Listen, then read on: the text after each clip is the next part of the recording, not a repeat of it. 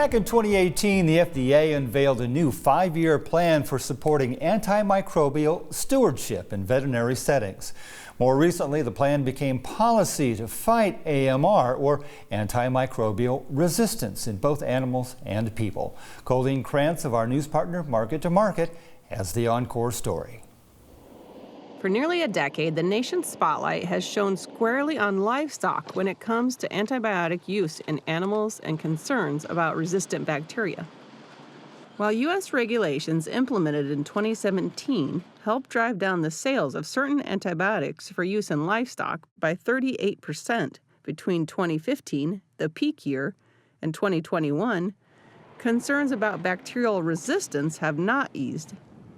In response, the European Union in 2022 created greater powers in Europe that would allow them to withhold certain medically important antibiotics from animals. The European Union didn't focus only on livestock, but included man's best friend, as well as their feline counterparts and other companion animals.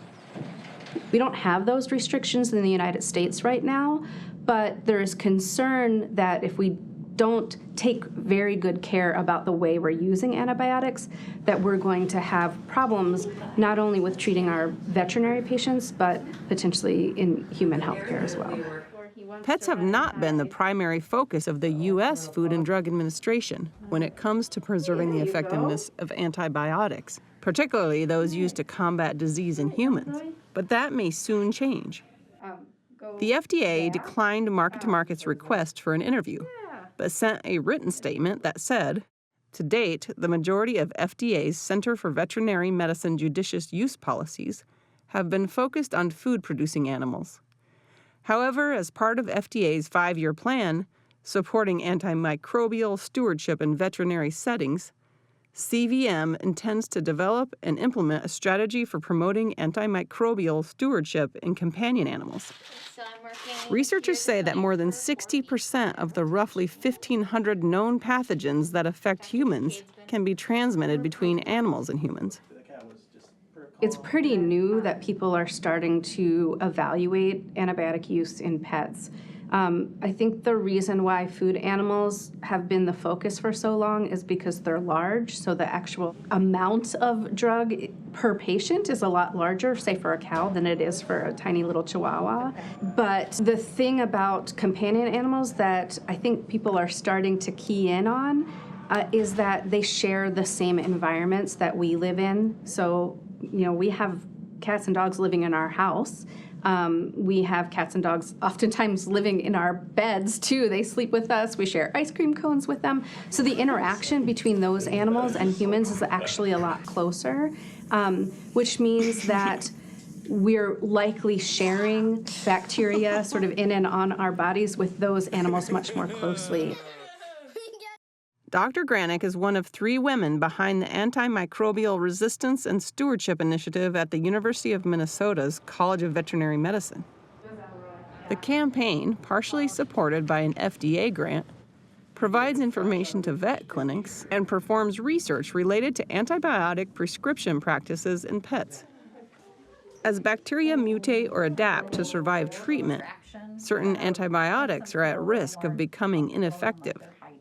At the University of Minnesota's small animal vet clinic, which handles some of the state's more complicated cases, they have seen a dramatic increase in pets with infections associated with resistant bacteria.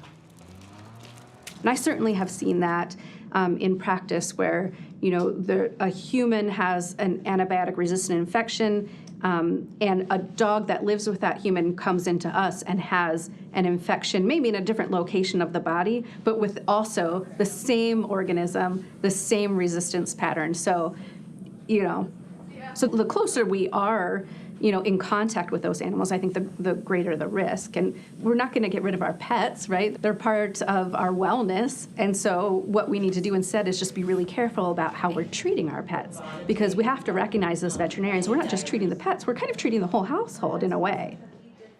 If pet owners are desperate to heal a sick cat or dog, however, Dr. Granick says they may pressure veterinarians to prescribe antibiotics. That may not be the best answer. We created a handout that they can utilize and alter as they see fit, but the headline of that handout that goes home with the pet owner is, "Your pet does not need an antibiotic today," with an exclamation point, like it's a celebration, you know? One southern Minnesota clinic that has collected data for the university's research is the Heartland Animal Hospital in Owatonna. There's a lot of buzzwords that are associated with large animal production. A lot of those being antibiotic resistance, antibiotic use, your meat being safe or not safe. And of course, everything that's in the food chain is safe because of the withdrawals, and the producers are going to meet those withdrawals. So the challenging part is when you transfer that down to dogs and cats, of course, aren't in our food chain. So it makes it a lot different for people, and they don't realize that antibiotic resistance can happen, or antibiotic abuse, to be truthful, can happen in the small animal world as well. Dr. Wilgerby says they're happy to get university updates on the best practices for treating various illnesses, particularly if an antibiotic has been proven unnecessary. And so that's the challenging part as a veterinarian, is we need to balance people's expectations of their problem as well as offering solutions to the problem, but it's not always to reach for antibiotics.